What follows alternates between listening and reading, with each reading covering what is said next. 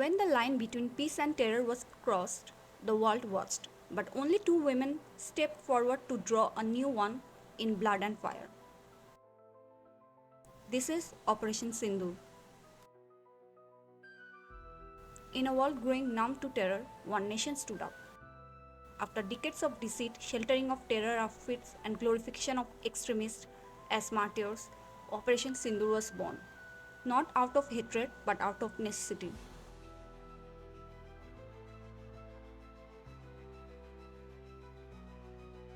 Once again, Pakistan has played its most shameful card, labeling slain terrorists as martyrs. Convicted killers, bomb makers, and cross-border infiltrators, now wrapped in their national flag, paraded as heroes.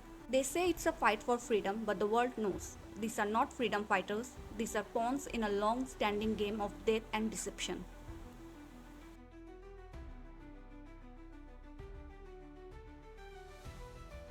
As soon as the first bullet of Operation Sindoor was fired, Pakistan launched its own war of words. Faking videos, manipulated clips, claims of genocide, flooding social media like digital shrapnel. The goal? Confuse, distract, delay. But India saw through the smoke. The world must too.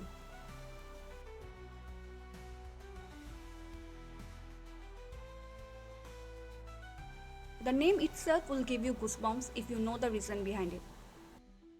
As we all know that the terrorists had attacked in Pahalgam and killed the men and left their wives saying, "Tell your Prime Minister about it."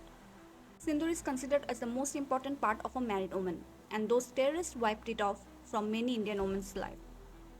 And thus, India launched Operation Sindoor not to revenge but to show them the power of Indian women, whom they didn't kill that day, thinking they are weak.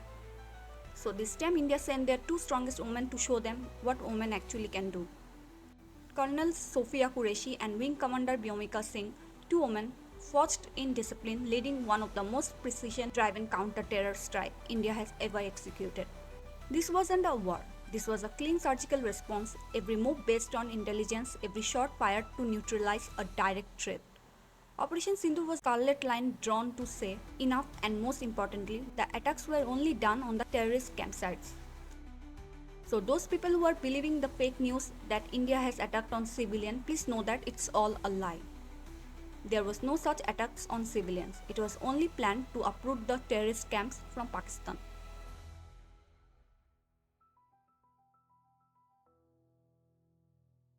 While some nations silently applauded, others played neutral.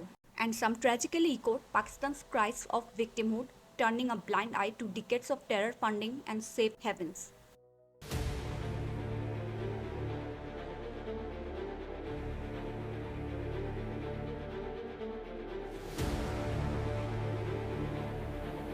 It's easier to call for peace from afar when your cities haven't bled from the blast of a car bomb. Next time when you ask for peace, please put yourself in their place and think what would have your reaction if attacks were planned years after years in your country.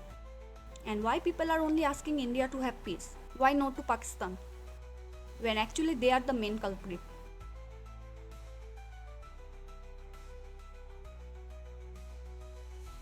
War is never the first answer, but silence is not peace. When dialogue is mocked, treaties are broken, and innocents are murdered in temples and buses, what do you expect a nation to do? Those saying no to war forget this war was already started by the ones they defend. Operation Sindoor was not aggression, it was a shield to protect its own nation from such cruelty.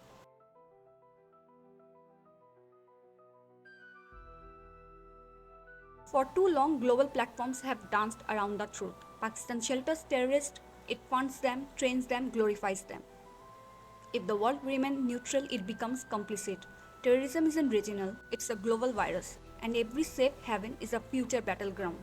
Operation Sindoor was more than a military mission. It was a message that India will bleed no more in silence, that peace will never be gifted, it must be protected.